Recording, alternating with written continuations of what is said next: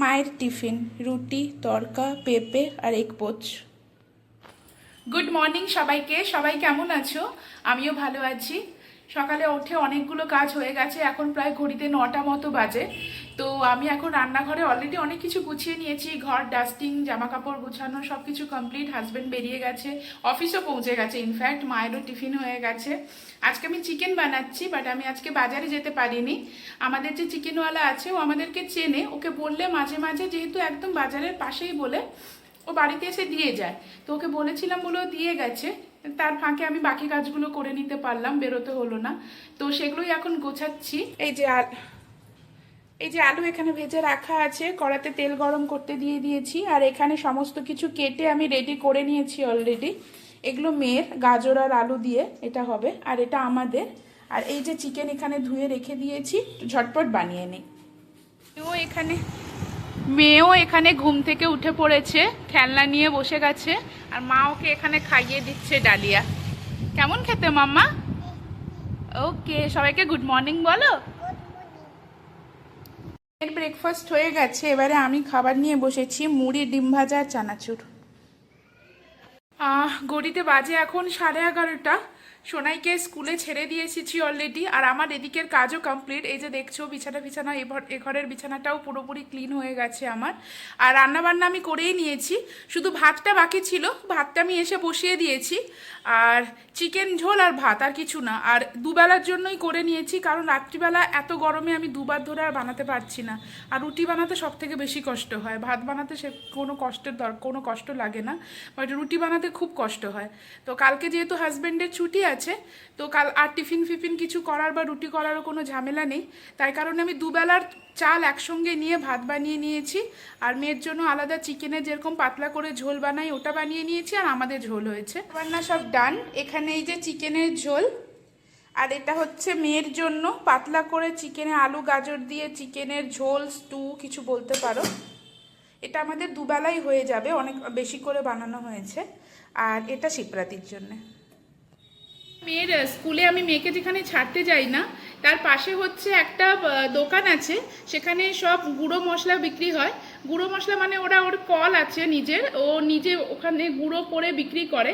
আর হচ্ছে ওখানে এমনি গোটা গরম মশলাও পাওয়া যায়। ওখানে আমি এর আগে একদিন গেছিলাম, স্কুলে যেতে যেতে আমি ওই রাস্তাটা দেখে, মানে ওই জায়গাটা আমি দেখেছিলাম। আমার একজন স্কুলের বান্ধবী আছে, ও বললো যে ও নিয়ে যায়, ওটা নাকি ভালো। আমি এমনিতে সমস্ত কিছু আমার গ্রোসারি যা যা লাগে সেগুলো সব অনলাইনেই বুক করি, বাড়িতে দিয়ে যায়, ব্লিঙ্কিট বা জিও মার্ট এগুলো থেকেই বুক করি, দিয়ে যায়। তো এর আগে আমি কয়েকদিন আগে আমি এখান থেকে কিছু মশলা এনেছিলাম, অল্প অল্প করে এনেছিলাম টেস্ট করার জন্য, যে কেমন হয় দেখি, যদি ভালো লাগে তাহলে নেব। তো আজকে ওখান থেকে আমার ভালো লেগেছে, খুব ভালো লেগেছে ওখানকার প্রোডাক্ট। তো আজকে আমি ওখান থেকে ওই গুঁড়ো মশলাগুলো কিনে এনেছি। জিরে গুঁড়ো, আর হচ্ছে লঙ্কা গুঁড়ো, আর হচ্ছে 5 ফোড়ন। জিরে গুঁড়ো লঙ্কা গুঁড়ো আমি এর আগেও কিনেছি, বাট 5 ফোড়নটা আমি আজকে প্রথমবার কিনলাম। এটা 5 ফোড়ন এনেছি, 100 গ্রাম 5 ফোড়ন। এই দেখো, মেনলি 5 ফোড়ন আমি জেকে ছাড়া কোনোটার ইউজ করি না, কারণ অন্যগুলোতে রাঁধুনি থাকে না, আর এতে ভরে ভরে রাঁধুনি আছে। এটা 30 টাকা নিয়েছে 100 গ্রাম। আর এই লঙ্কা গুঁড়ো, এটা 100 গ্রাম নিয়েছে 35 টাকা। এত ঝাল, আমি এর আগের বারেও এনেছিলাম। আর এটা জিরে গুঁড়ো, সামনেই ওরা গুঁড়ো করে দেয়।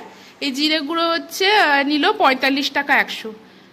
আমি নিয়ে চলে আসলাম, বাকি সব মশলা ছিল, আর এই 3টে শুধু নিয়ে চলে আসলাম। খুবই ভালো। 5 ফোড়নটা দেখে তোমার কেমন মনে হচ্ছে? জোরে বলো একটু। ভালো লাগছে? এত কম দামে সত্যি কি করে দিচ্ছে? এই যে আমরা এবার এখান থেকেই নিয়ে আসবো মা। মেয়েকে আমি স্কুল থেকে নিয়েও চলে এসেছি, স্নান করানো হয়ে গেছে, এবার ও খেতে বসেছে। মা ওকে খাইয়ে দিচ্ছে, ও খেতে খেতে আমি যাই, আমি স্নানটা করে চলে আসি। ওকে খাইয়ে দিচ্ছে চিকেন, গাজর, আলু এগুলো দিয়ে একটা ওই পাতলা ঝোল মতো। আর এই যে মামা, হাই বলো সবাইকে। সবাইকে গুড ইভিনিং। তখন দুপুরের পরে এখন সন্ধ্যে 7টা বাজে, এখন তোমাদের সামনে আবার আসলাম। আমি একটু ঘুমিয়ে পড়েছিলাম, আমরা সবাই ঘুমিয়ে পড়েছিলাম, মানে কি বলবো, মাছ মানে ব্যাডলি নিডেড, এই ঘুমটা আমার খুব দরকার ছিল, মাছ নিডেড। তো এখন ঘুম থেকে ওঠার পরে সন্ধ্যাবেলা 6টা নাগাদ ঘুম থেকে উঠেছি, উঠে সব জানলা দরজা খুলে তারপরে সন্ধে ধরালাম, আগে সন্ধে দিলাম, তারপরে মেয়ের জন্য টিফিন বানালাম। এখন মা মেয়েকে খাইয়ে দিচ্ছে আর আমরা এখানে সবাই বসে গল্প করছি। আর হচ্ছে এই আমার এই বেডরুমের জানলাটা না, এটা সাউথের দিকে অ্যাকচুয়ালি, এত ভালো আসে সন্ধেবেলা হাওয়া, মানে ফ্যানই চালাতে হয় না, এত ভালো হাওয়া আসে।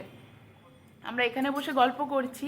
আর আজকে না মনটা একটু আমার ভালো, একটু নয় অনেকটাই ভালো, কারণ আমাকে আজকে রাত্রে ডিনার বানাতে হবে না, কারণ আমি সকালবেলাতেই মানে দুপুরবেলাতেই দুবেলার জন্য বানিয়ে নিয়েছিলাম। আর কাল পরশু যেহেতু হাজব্যান্ড আর মেয়ে দুজনেরই ছুটি, তাই কারণে আমার চাপটা একটু কম, নাহলে অনেক কিছু বানিয়ে রাখতে হয়, রুটি টিফিন অনেক কিছু বানিয়ে রাখতে হয়। তো যাক, এখন বসে একটু গল্প করব, তারপরে তোমার রাত্রিবেলা উঠে শুধু খাবারগুলো গরম করে সবাই খেয়ে নিলেই হবে। আর মেয়ে এখানে বসে এই খাবার, এই জল এখনো একা একা খাবে, এগুলো এখন শিখেছে, এখন স্কুলে দেখে বাচ্চাদের একা খেতে, তো ও এখন একা একা খেতে চায়। মাম্মা এদিকে তাকাও, মাম্মা তোমার লিপ বাম কোথায় দেখি,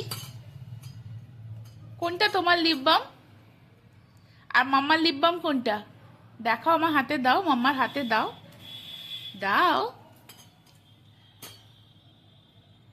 থ্যাংক ইউ, হাম্পি দাও।